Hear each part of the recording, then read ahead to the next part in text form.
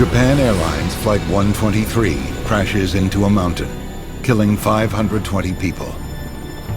It's the deadliest single aircraft accident in history. We were working in this terrible carnage. I get chills thinking about it. Investigators immediately suspect an act of terror. Right now it's a bomb. That's what the crime guys are telling us. But the wreckage tells a different story. There's no fire damage. No shrapnel damage? What they soon discover It was the only thing holding the two sides together. threatens to ground one of the most popular commercial jets on the planet, the 747. We were concerned that we had a structural flaw in the airplane, and others were worried too. Ladies and gentlemen, we are starting our We lost both engines. Brace for impact! Take a lost one. Investigation started. He's gonna crash.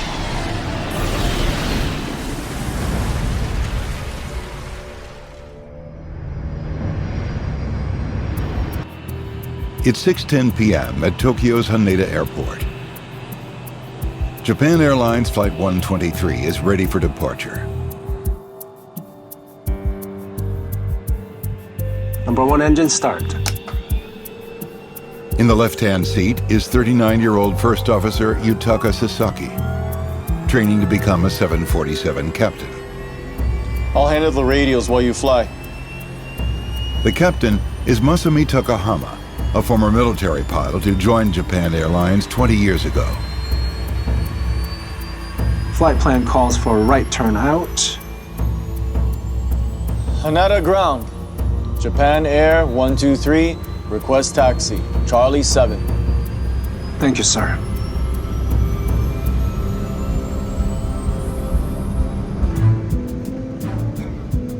Today's flight is full, with 509 passengers on board.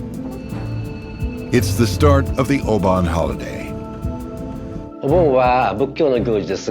Obon is a Buddhist event about the ancestor spirits. It happens in summer. People in the city go back to their hometown with families to celebrate. 26-year-old Yumi Ochiai is an off-duty flight attendant. So glad to have a break for the holiday. Yumi Ochai was like many young Japanese. She wanted to see the world. Working for the airlines allowed her to do that.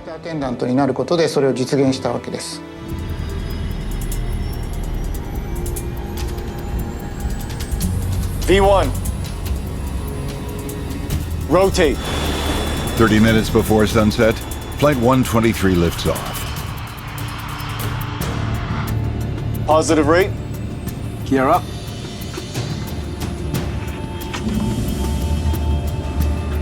Very nice. Flight 123 is one of dozens of 747s carrying passengers throughout Japan. To this day, the 747 is the most iconic jetliner ever built. When it debuted in the 70s, it was by far the biggest commercial plane that had ever flown. And every pilot wanted to fly this plane. To meet the growing demand for cheap travel within Japan, Boeing designed the 747 SR, a special version of the jumbo jet. The 747 SR, or short range, was an unusual variant in that it was designed for high-density, short-haul operations. The Ministry of Transportation was on the last leg. Hope you gave him a smooth flight. Assisting on tonight's trip is flight engineer Hiroshi Fukuda. He's flown on 747s since they were introduced to Japan Airlines in the 1970s. These earlier 747s required 3 pilots, the third pilot being a flight engineer who sat behind the captain and first officer, controlling all of the airplane's systems and subsystems that were later consolidated into the more computerized 2-pilot airplanes that we have today. Through 10,000. Flight level 240 selected. It's an hour-long flight from Tokyo to Osaka, one of Japan's busiest domestic routes. 11 minutes into the flight, Japan Airlines 123 approaches its cruising altitude. Okay, 1,000 feet to go and we'll level off. Yes, sir.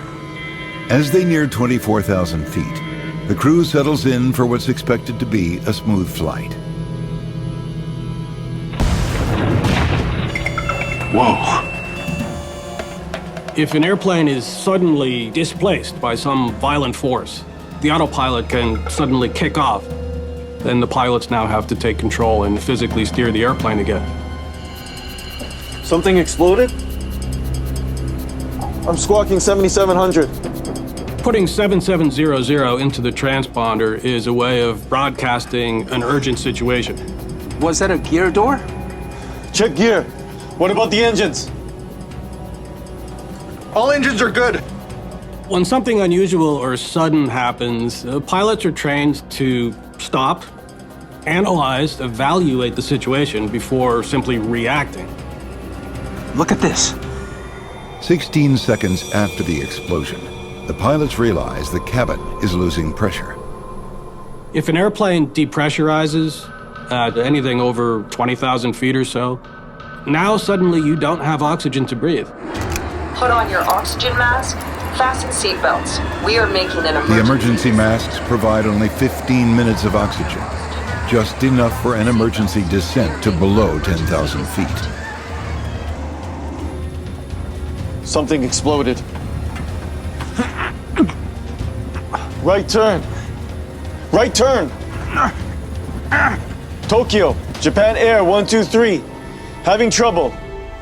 Request return back to Haneda. Descend and maintain 220. Over. Roger. Right, heading 090. The pilots of Flight 123 attempt a sharp turn back to Haneda Airport, now 70 miles behind them. Don't bang so much. Okay. The R5 door is broken. We're making an emergency descent. Don't bang so much. Hydraulic pressure is dropped. While the crew tries to determine why the cabin depressurized, they face an even more serious problem with the hydraulic systems. Without the hydraulic pressure, it's very difficult to move the control surfaces.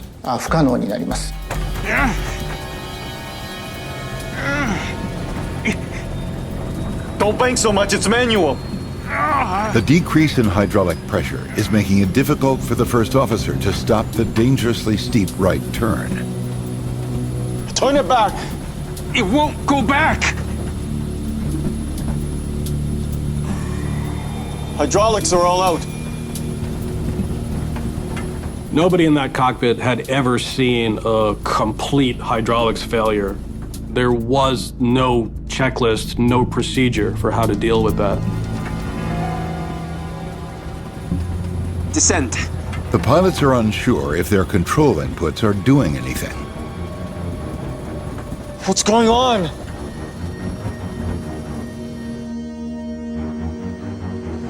He's not turning back to Haneda. Air traffic controllers are puzzled by Flight 123's erratic flight path. Why isn't he descending? Japan Air 123, confirm. You were declaring an emergency. Affirmative. Request. Nature of your emergency. Uncontrollable. Uncontrollable. Roger, understood. Put your heart into it. If you've lost pitch control, elevator control, an airplane will fall into an oscillating series of climbs and descents, a fugoid. The plane will pitch up until it runs out of speed. It will then nose down into a descent. It will pick up speed and momentum. As the wings begin to generate more lift, the plane will again begin a climb. The pilots try using engine power to turn the airplane towards Haneda. By increasing power on the left side, the plane would turn to the right. Increasing power on the right side, the airplane would turn to the left.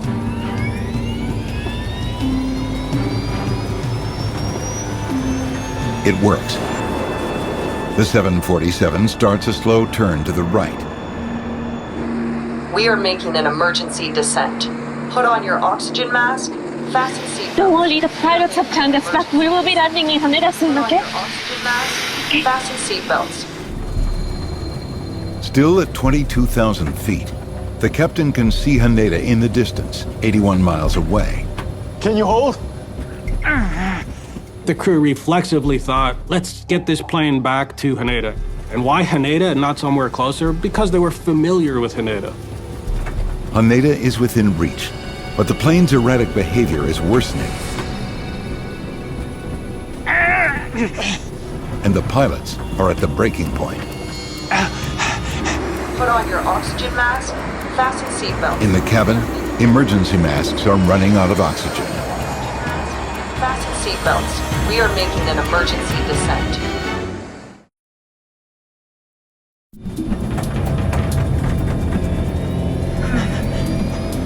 I don't understand what's happening.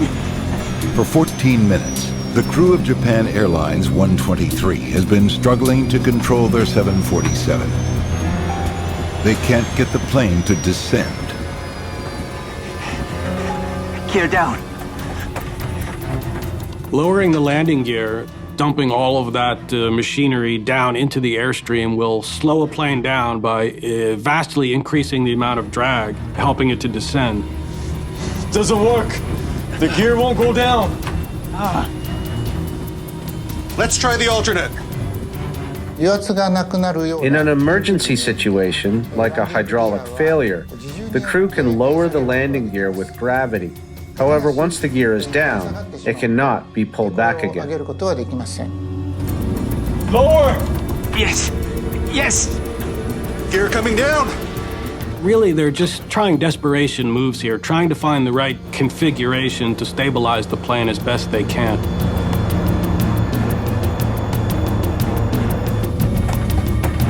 Keep the nose down. Yes.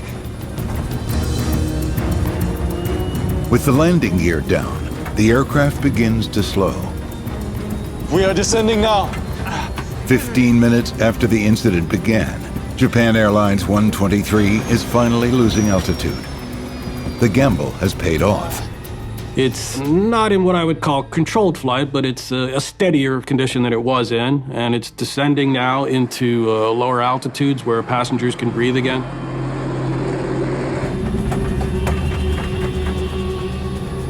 Hold it here.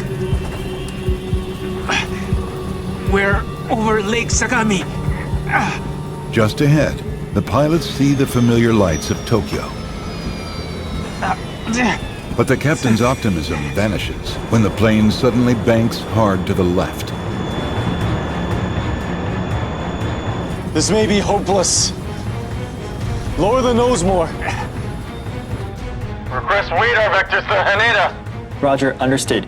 Keep heading 090 for runway 22. Whoa! As the plane descends below 10,000 feet, the situation worsens. It's uncontrollable again. Watch out for the mountain. So then it suddenly begins descending at a high rate of speed directly towards the mountains. Japan Airlines 123 is flying directly away from Haneda Airport, heading straight towards the high terrain north of Mount Fuji.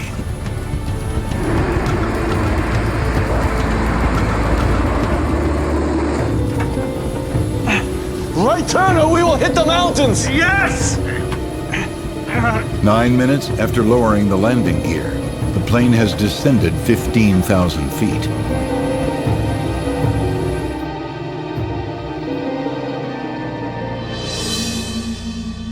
Where did he go? Flight 123 drops below the peaks of the surrounding mountains, out of range of Tokyo's radar.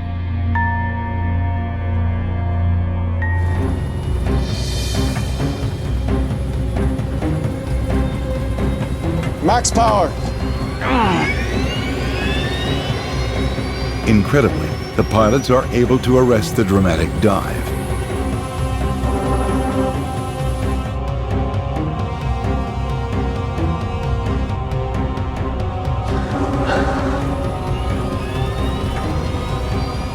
The plane begins a very abrupt pitch up, So much so that now they're very worried about the airplane stalling at the top of that climb. When the airspeed drops to 108 knots, the stick shaker activates. Increase power! Not good! We're stalling! The plane slows to 108 knots, which is beyond the stall margin for a 747. How they didn't just drop out of the sky at that point, I'm not sure. We're losing altitude! Raise the nose! The flight crew is exhausted. For 25 minutes, they have fought for control as they continue to fly away from Haneda Airport. Flaps? The first officer suggests deploying the flaps, which may help them stabilize the airplane, allow them to fly at a slower speed without stalling. Extend the flaps! Flaps coming out! Because the normal hydraulic deployment is obviously unavailable. When flaps are deployed electrically, they come out very, very slowly.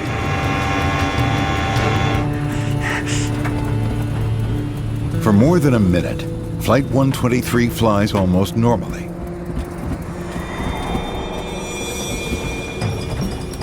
Left turn! As the crew attempts a left turn back to Haneda, the plane banks hard to the right. Japan Air 123, request position. Your position is 45 miles northwest of Haneda. Unknown to the pilots, the flaps on each wing are extending at different speeds. What's happened is the flaps on the left side have come down faster than the flaps on the right side. This has caused the left wing to produce a lot more lift, which is turning the plane hard to the right. The nose! The uneven flaps make the situation worse. The nose! 4,000 feet from the ground, Japan Airlines 123 is dropping fast, losing 15,000 feet a minute. Raise the nose! No! Raise the nose! Quite soon, we will be making an emergency landing. The pilots use all their strength to regain control. I can't hold it much longer! But nothing works. Flaps up! Flaps up! Flaps up!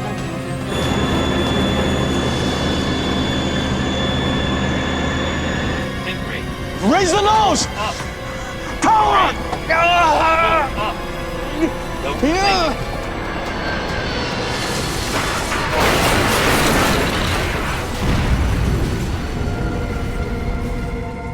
Japan Airlines Flight 123 crashes into a mountain northwest of Tokyo.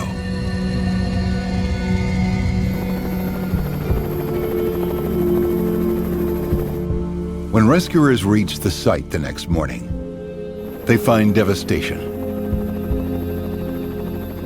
Only the left wing and rear section of the aircraft are recognizable.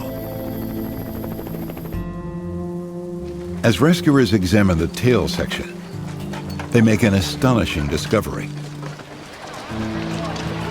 There are 4 survivors. To have made it out and to have survived the next 15 or so hours under the wreckage in the wilderness, I don't know how it happened, but it did. 520 people have died. The deadliest single plane crash in history. Japan's Air Accident Investigation Commission, or AAIC, is soon joined by experts from the NTSB and Boeing. We were working down there in this terrible carnage, and family members had already been brought up to the mountain, and they built little altars. I mean, I get chills thinking about it.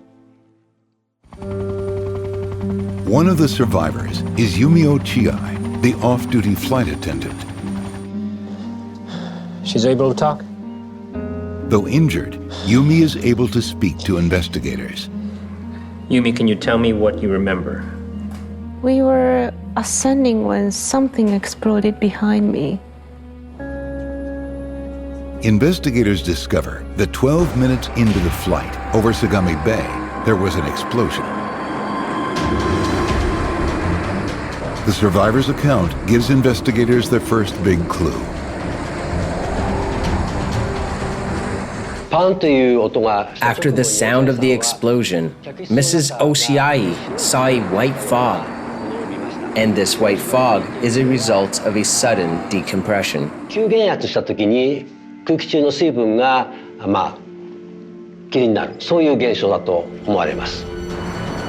Immediately after decompression, the flight attendant describes seeing a hole in the fuselage. Thank you.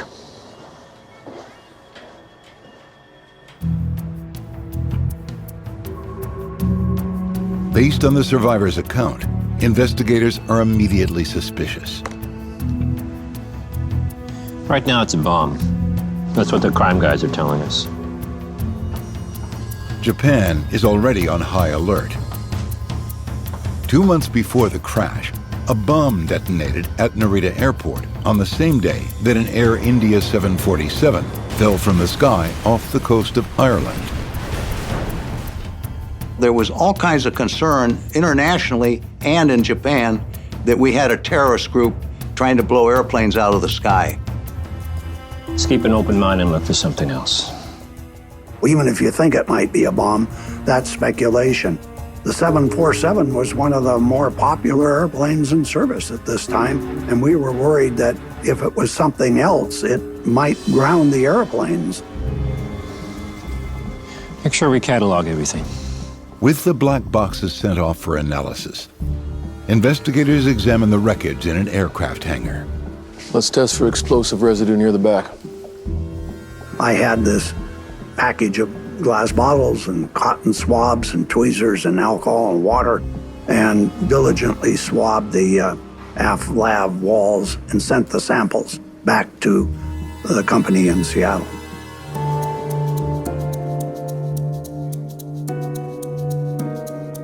To reconstruct the final 30 minutes of the flight, they turn to the radar track. Almost 24,000 feet over Sagami Bay. Yeah. As investigators zero in on how and where the incident began, they get a break. Hey, that's our plane. A witness on the ground took a photo of the plane during the incident. Piece of the tail missing. Vertical stabilizer is pretty much gone. Losing a vertical fin has never happened to an airliner this big before. The airplane had lost most of its tail, and it makes sense that investigators were focused on the possibility of an in-flight explosion, a bomb. A missing tail, and Yumi Ochiai said there was a hole behind her. It all adds up, but we need the tail to prove it.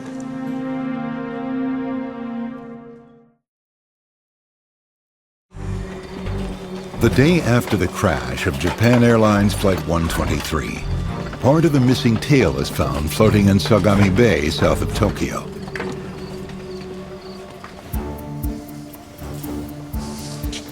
So what do you think? Investigators examine the tail, looking for any clues that point to a bombing. There's no fire damage. No shrapnel damage? But that's not what they find. Nothing really looks like bomb damage. There's a lot of telltale signs. I saw none of that. Until they get the swab results back from the lab, they can't rule out a bomb entirely. So you were the controller that handled Japan Air 123, right? Correct. Investigators speak to the controller, who was in contact with the crew for 32 minutes. Did the pilot say anything about what happened to the plane? Right from the start, they said it was uncontrollable. Did they say why? No, but they did mention a dispatch, something about damage to a door.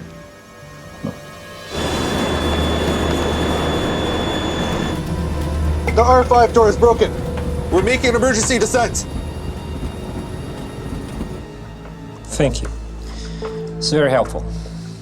The pilot reported that the door may have come off, and there was a concern that if the door came off, it may have damaged the airplane. The right rear door is here, behind our survivor. Maybe that's the opening our survivor described. That'd explain the depressurization. There's a precedent there. In 1974, the cargo door of a Turkish Airlines DC-10 had blown off, causing instant decompression of the cabin and failure of the cabin floor, resulting in the loss of flight control.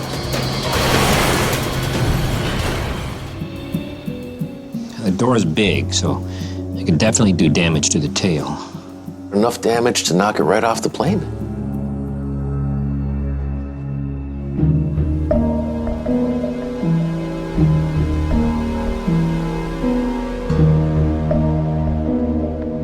Several days after the crash, the right rear door is found. Looks like the door was locked. And it was found with the rest of the wreckage. So it didn't fall off in flight.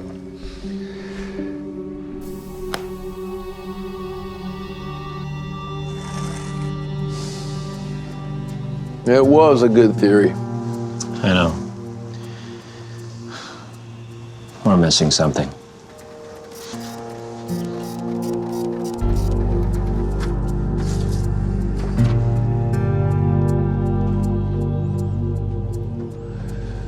We are back to square one.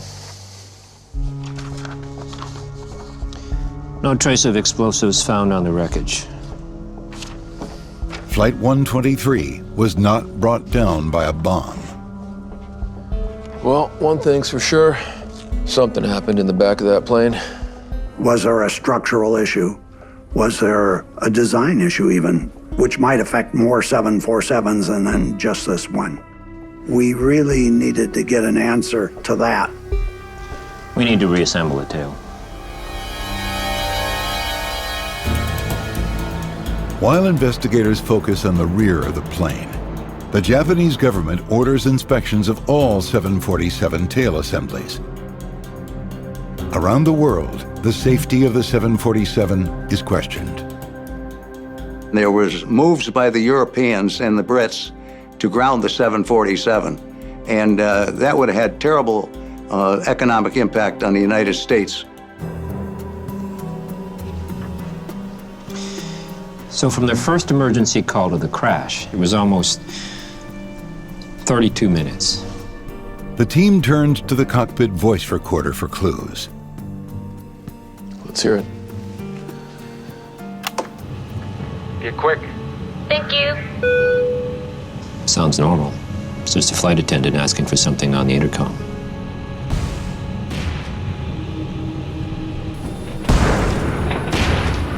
Whoa. Something exploded? We know there was definitely not a bomb, but did you hear that? Let's throw it back.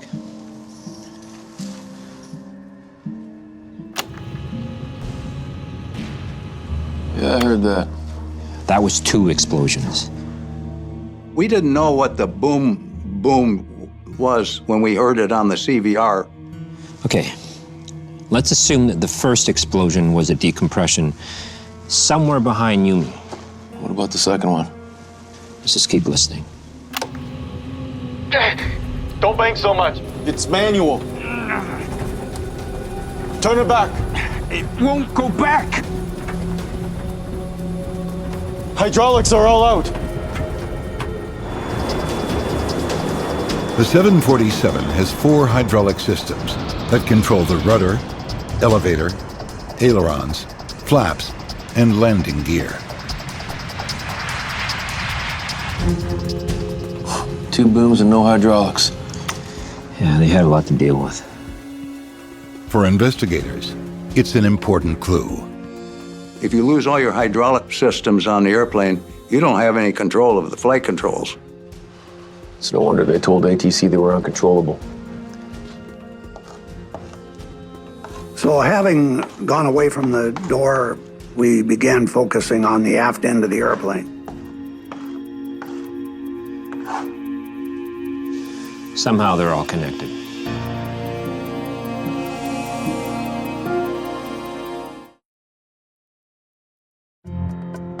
Get all that.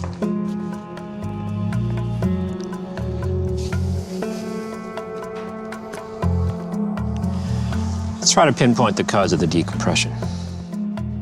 The team scours the reconstruction of the tail section of Japan Airlines Flight 123, looking for evidence of what caused the first explosion. The United States needed to determine the cause of this accident because we manufactured the 747. We were concerned that we had a structural flaw in the airplane, and others were worried too. Okay, let's start here. The rear pressure bulkhead. The rear pressure bulkhead stands more than 13 feet high. Shaped like an umbrella, it acts like a cork in a champagne bottle, keeping the cabin pressurized. Any explosion in the rear of the aircraft could explain the sudden depressurization. That's when we decided we need to focus on that area on the bulkhead and see what happened there. The team recovers the rear pressure bulkhead from the crash site and painstakingly reconstructs it over several days.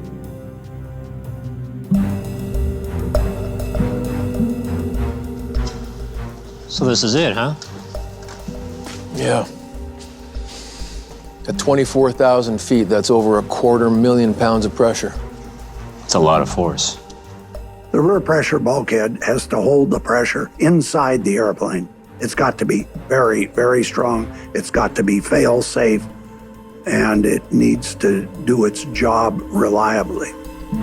Look, this damage here is from the crash. These rips are from the plane slamming into the mountain, yeah?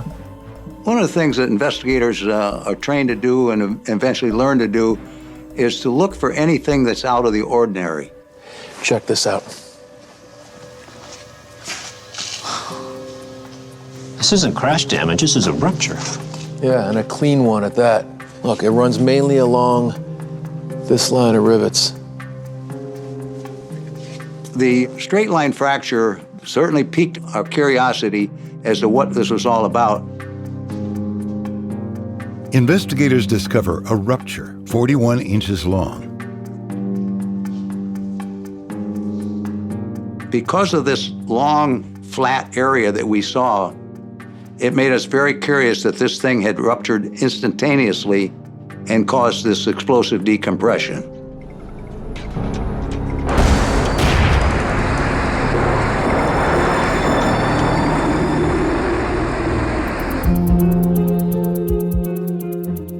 What could have caused the long rupture?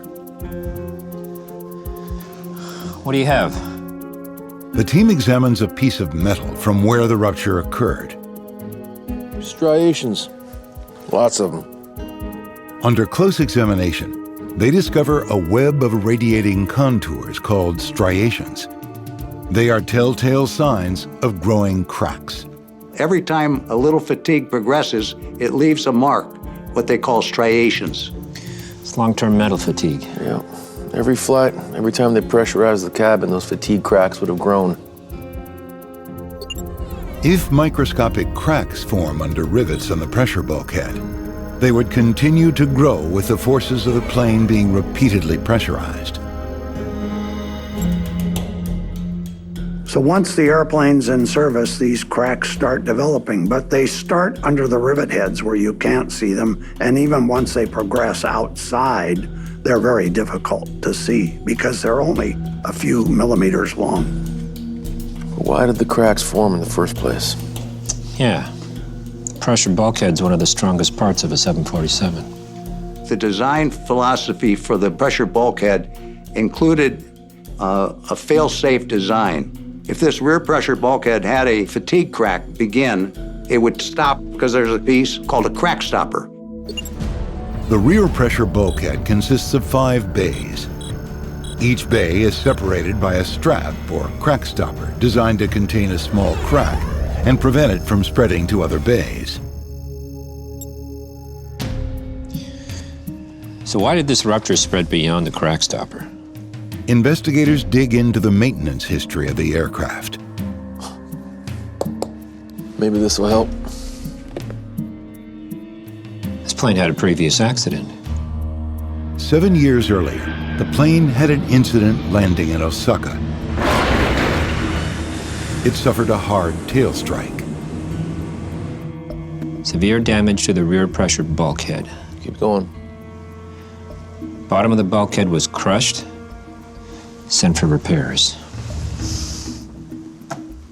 In this Osaka incident, the airplane's tail did hit the runway pretty hard, and it wore through the skin and actually damaged some structure, including the rear bulkhead. Instead of replacing the entire bulkhead, Boeing engineers decided to replace only the damaged lower half. Once the repair is made, it should be as strong or stronger than when the airplane was originally made. Well, this is the original bulkhead. This is the new bulkhead. Maybe the repair is the issue. This kind of cracking in the same area that the repair was really more of a coincidence than we could have imagined. So how did you fit the new bottom to the top of the bulkhead? Investigators look into the 1978 repair more closely. That was a really big job. Technicians worked around the clock for 8 days inside the plane to mount and secure a new lower bulkhead to the upper section. Did you notice anything out of the ordinary? Well, there was only one small thing. Just a little higher. During the repair, technicians had difficulty connecting the upper pieces to the lower pieces. There's not enough overlap. What do you mean? We had trouble fitting the overlap at the 9 o'clock position. The difficulties with the repair match exactly where the bulkhead failed. Okay, thanks for your help. Investigators are now confident that the repair 7 years ago is connected to the crash. Now we're getting somewhere.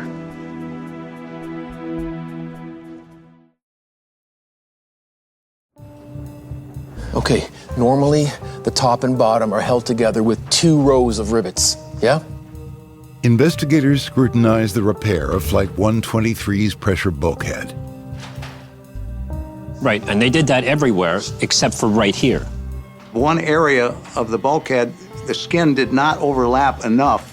Boeing had to design a patch, a repair. It was called a splice. Without enough space for 2 rows of rivets in the overlap, a separate splice plate is attached over the area. But only 1 row of rivets showed signs of metal fatigue. It's hard to tell how the repair was done. We knew that there was supposed to be a splice plate there, but it was evident to me that there was just 1 row of rivets taking up the loads. It didn't look right.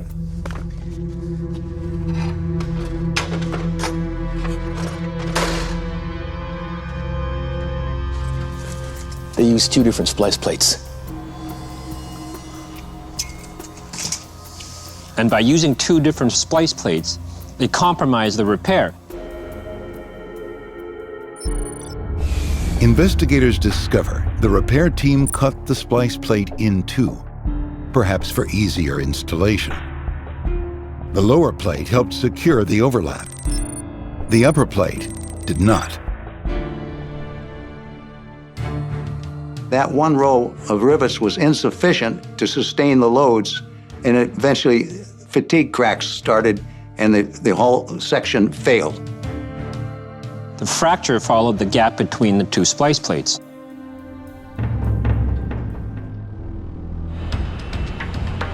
This particular 747 SR had accumulated over 18,000 cycles in its 12-year career with JAL. That's just an astonishing number.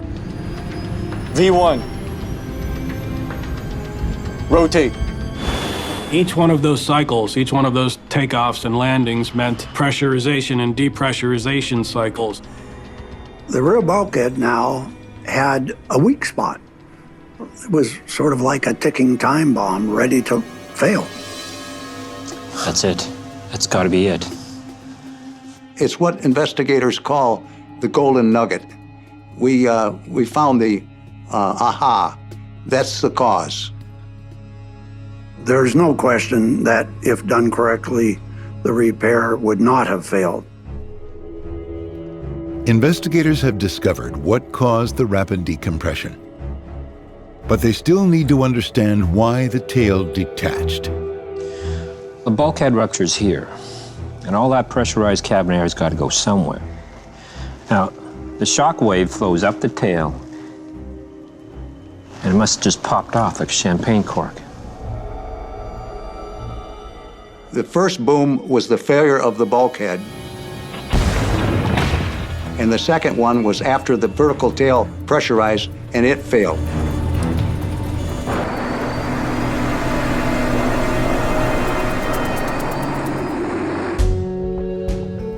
Hey, check this out. All 4 hydraulic lines run through the tail section. So when the decompression happens, not only do they lose a chunk of that tail, they lose all those lines as well. In this case, all 4 hydraulic lines went up the vertical fin, so that was a poor design. It was just considered so unlikely, so inconceivable that all 4 systems would in some way be disabled, but that's exactly what happened. It's a design flaw that rendered the rest of the plane's flight controls useless. Don't bank so much. Okay. Don't bank so much. Hydraulic pressure has dropped. Without any hydraulics to control elevators, rudder, or ailerons, Flight 123 flew an erratic flight path for 32 terrifying minutes. Raise the nose. No. Raise the nose. The 2 pilots used all their strength to regain control, I can't hold it much longer. but nothing worked. Flaps up.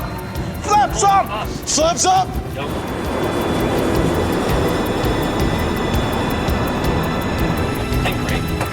Raise the nose. Power. What began as a repair 7 years earlier set the stage for a devastating crash that took the lives of 520 people. The worst single aircraft accident of all time.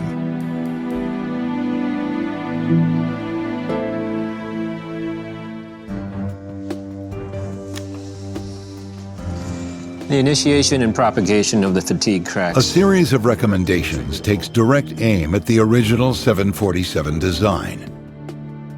Operators are ordered to install a cover in the tail to protect the vertical fin against a bulkhead decompression.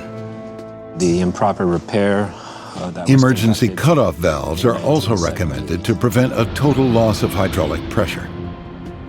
One way they can do this is to put what they call fuses in the hydraulic system.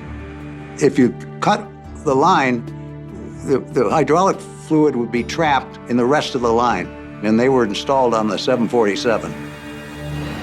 Today, hydraulic fuses are used on almost every commercial airliner.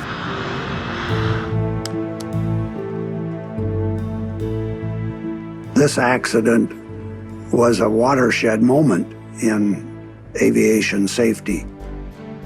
It pointed up a lot of areas that not only the 747, but other airplanes flying could be improved right then and for the future and for future designs.